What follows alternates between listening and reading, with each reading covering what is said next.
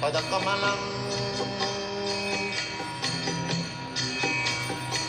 श्रीगुरुं वैष्णवांश्च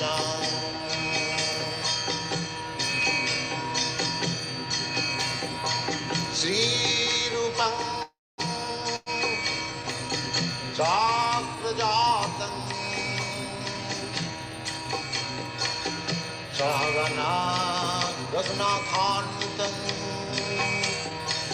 त्वं सजीवम्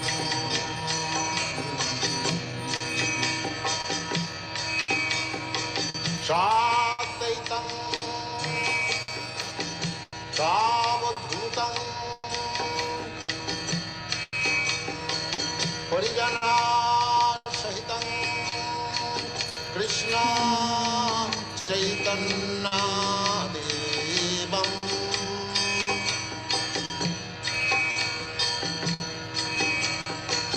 श्रीराधा कृष्णपदां सगना ललिता श्रीविशाखान्वितांश्च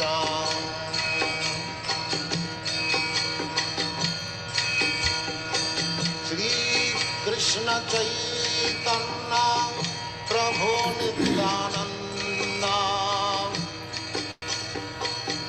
श्री अद्वैत गदाधर शिवासदि गौरभक्तवृंद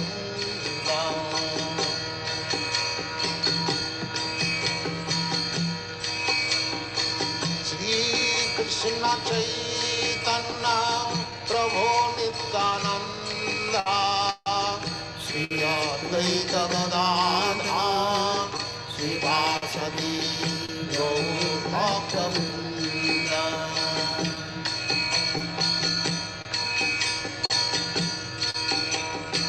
श्री कृष्ण चैतन्य प्रभु नित्यानंद श्री अद्वैत गदाधर शिवासदि गौरभक्तवृंद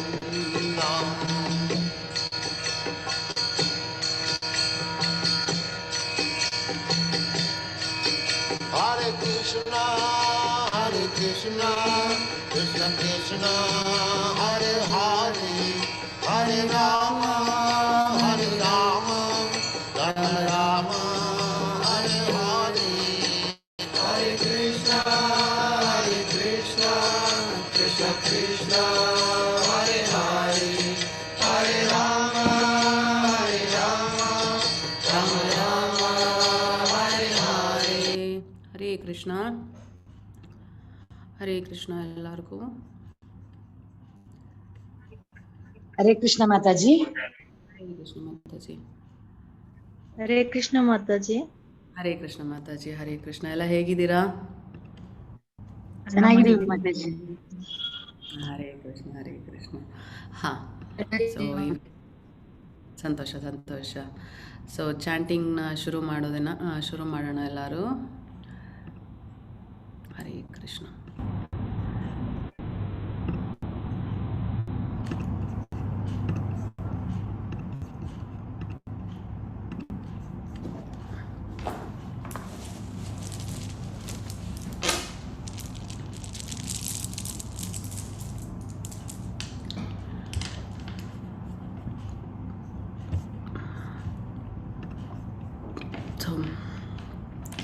जय श्री कृष्ण चैतन्य प्रभु नित्यानंद श्री अद्वैत गदाधर श्रीवासादि गौर भक्त वृंद. हरे कृष्ण कृष्ण कृष्ण हरे हरे हरे राम राम राम हरे हरे.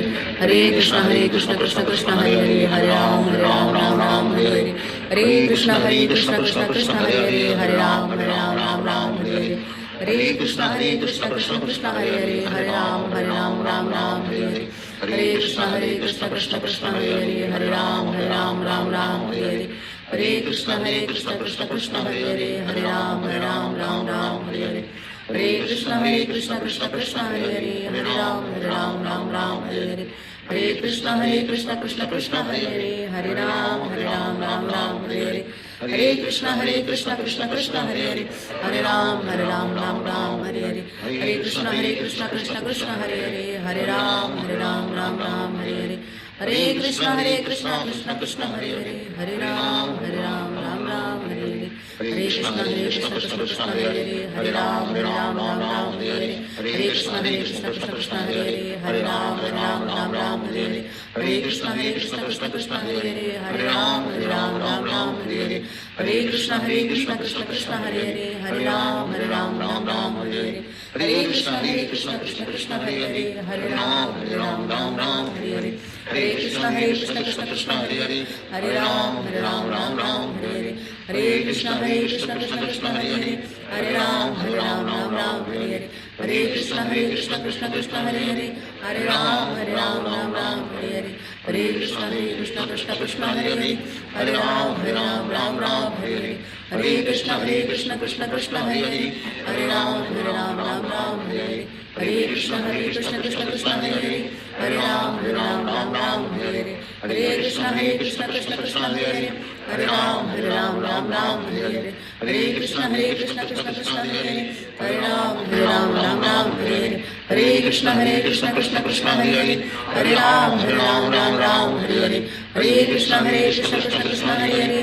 हरे राम राम हरे हरे हरे कृष्णा कृष्ण कृष्ण हरे हरे हरे राम राम हरे हरे हरे कृष्णा कृष्ण कृष्ण हरे हरे हरे राम राम हरे हरे हरे कृष्णा कृष्ण कृष्ण हरे हरे हरे राम राम हरे हरे हरे कृष्णा कृष्ण कृष्ण हरे हरे हरे राम राम हरे हरे हरे कृष्णा कृष्ण कृष्ण हरे हरे हरे राम राम हरे हरे हरे कृष्णा कृष्ण कृष्ण हरे हरे हरे राम राम हरे हरे हरे कृष्णा कृष्ण कृष्ण हरे हरे हरे राम राम हरे हरे हरे कृष्णा कृष्ण कृष्ण हरे हरे हरे राम राम हरे हरे हरे कृष्णा कृष्ण कृष्ण हरे हरे हरे राम राम हरे हरे हरे कृष्णा कृष्ण कृष्ण हरे हरे हरे राम राम हरे हरे हरे कृष्णा कृष्ण कृष्ण हरे हरे हरे राम राम हरे हरे हरे कृष्णा कृष्ण कृष्ण हरे हरे हरे राम राम हरे हरे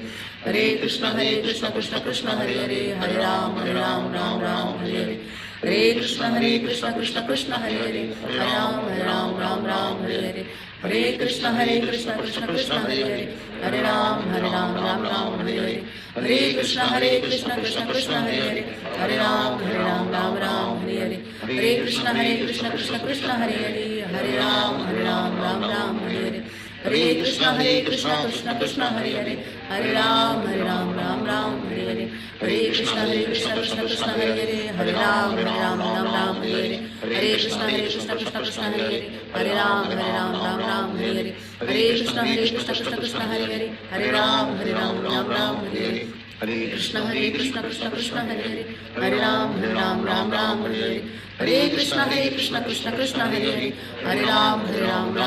हरे हरे